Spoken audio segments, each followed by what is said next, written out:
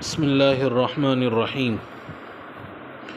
کل گزشتہ قومیں اور تکبیرات انتقالیہ کا طریقہ اور اس سے متعلق قابل پرہیز چیزیں ذکر کی گئی تھی۔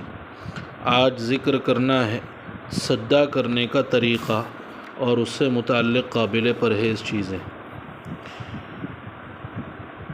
نمبر 1، تکبیر یعنی اللہ اکبر کہتے ہوئے اس طرح سجدے میں جائیں کہ اوپر کا دھڑ سیدھا رکھتے ہوئے سب سے پہلے گھٹنوں کو خم دے کر انہیں زمین کی طرف اس طرح لے جائیں کہ سینہ آگے کو نہ جھکے۔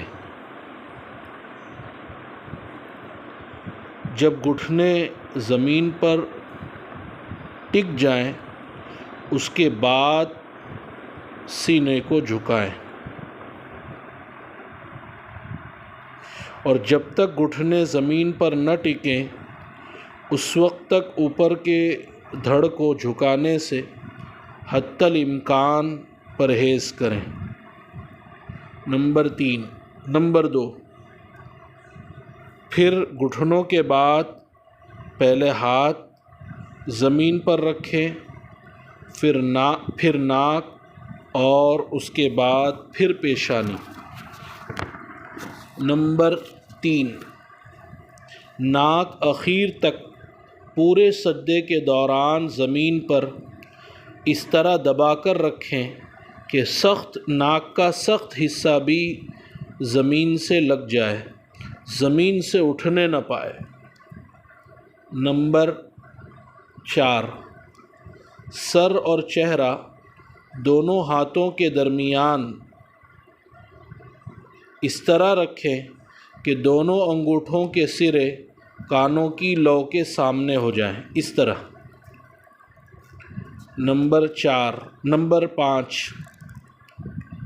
انگلیاں بالکل ملی ہوئی قبلہ رخ رکھیں، یعنی انگلیاں بند ہونی چاہیے اور ان کے درمیان فاصلہ نہ ہونا چاہیے۔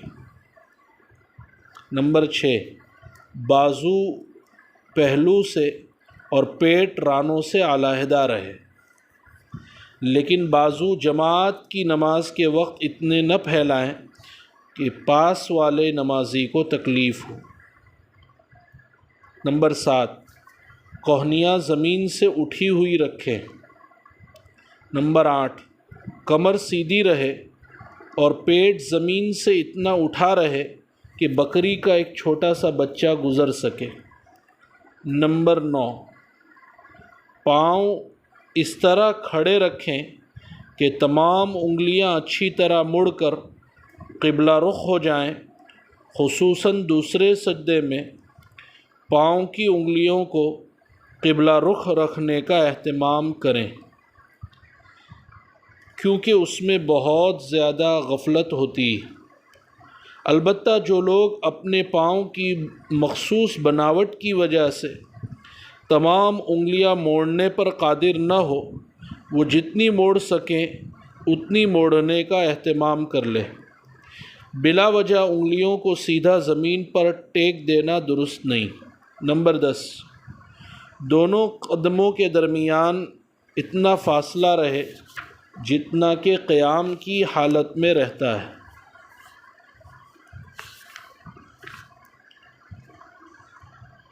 نمبر 11، اس کے بعد نگاہ ناک پر جما دیجیے اور نہایت عاجزی اور دل کی گہرائی سے اللہ تعالیٰ کی بے انتہا عظمت اور کبریائی کے تصور کے ساتھ طاق عدد میں یعنی 3 یا 5 مرتبہ سجدے کی تسبیح سبحان ربی الاعلیٰ پڑھیے، جس کا ترجمہ یہ ہے: پاک ہے میرا عالی شان پروردگار۔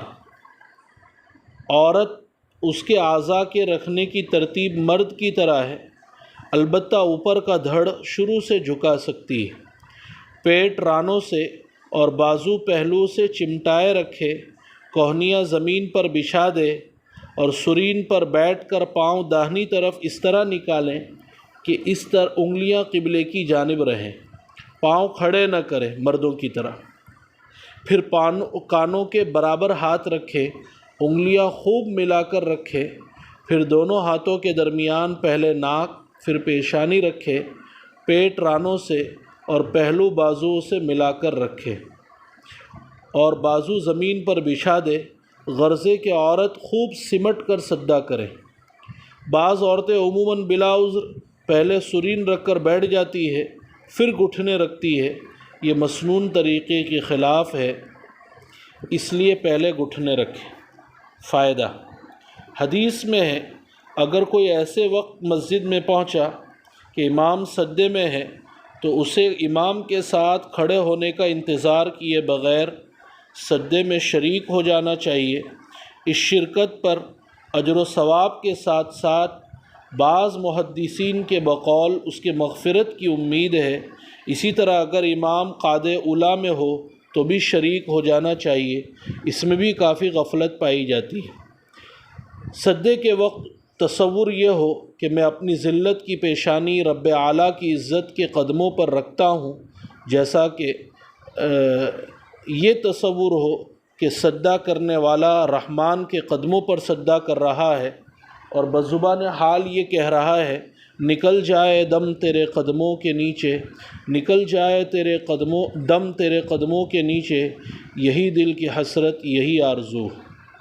رکوع سے سجدے کی طرف منتقل ہونے میں قرب میں باری تعالیٰ سے نزدیکی میں ترقی کی طرف اشارہ ہے کہ دور ہی سے یعنی قیام اور رکوع میں اس قدر فوائد، معافی، نورانیت اور قرب وغیرہ حاصل ہو رہے ہیں تو اور زیادہ نزدیکی یعنی سر نیاز اور جبین عقیدت رحمان کے قدموں پر نچھاور کر دینے سے کیا کچھ حاصل نہ ہوگا۔ اللہ تعالی ہم سب کو سجدے کی لذت نصیب فرمائے، جیسا کہ حضرت مولانا فضل الرحمان صاحب گنج مراد آبادی کا ملفوظ ہے، سجدے میں جب قدم سر رکھوں تو ایسا لگے ہے جیسے اللہ نے پیار کر لیا ہے، اس طرح کا ملفوظ ہے۔